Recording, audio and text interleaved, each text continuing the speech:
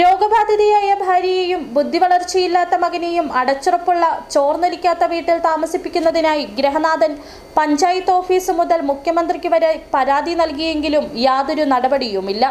Santhanpara Puthady Kallingal Mathew വർഗീസാണ് life പദ്ധതിയിൽ ഒരു വീട് ലഭിക്കാനായി സർക്കാർ ഓഫീസുകൾ കയറി മടുത്തത്. 60 വയസ്സുള്ള മാത്യുവിന്റെ ഭാര്യ എൽസി 22 വർഷമായി ക്യാൻസർ ബാധിതയാണ്. ഇവരോടൊപ്പമുള്ള മകൻ അജേഷ 70% ബുദ്ധിവളർച്ച കുറവുള്ളയാളുമാണ്. പ്രമേഹം, രക്തസമ്മർദ്ദം, അസ്ഥി സംബന്ധമായ രോഗങ്ങൾ എന്നിവ മൂലം ബുദ്ധിമുട്ടുന്ന മാത്യുവിന് കൂലിപ്പണിക്ക് പോകാനും കഴിയുന്നില്ല. ആകെയുള്ള 20 സെന്റ് സ്ഥലം പണയപ്പെടുത്തിയാണ് ഭാര്യയെ ചികിത്സിച്ചത്. അടച്ചുറപ്പില്ലാത്ത വീടിന്റെ മേൽക്കൂര ചോരുന്നതാണ്.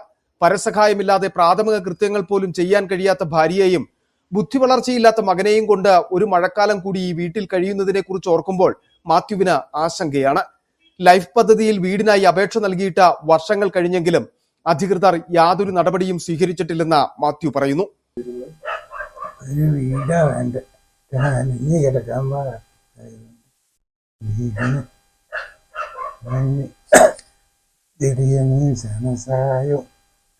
മരുന്നിനൊക്കെ ഒരു ബ്ലോക്കിലേക്ക് അയച്ചേക്കുക. അവിടെ നിന്ന് വരട്ടെന്ന് കഴിഞ്ഞ ആഴ്ച ചെന്നപ്പോ ഇവിടെ അടുത്തൊക്കെ നല്ല വാനും ജീപ്പും 1.5 ഏക്കർ സ്ഥലമുള്ള ആൾക്കൊക്കെ കൊടുത്ത് നിരപണി വാർത്ത് പണി തീരാറായി വന്നുകൊണ്ടിരിക്കുക. ഇതൊക്കെ കൊടുത്ത രീതിക്ക് എനിക്ക് കിട്ടാം. ആന കിട്ടിപ്പ് ആന ഓടണം, ജീപ്പ് 1.5 ഏക്കർ സ്ഥലം 3 പേര് ജോലിക്കുള്ളൂ.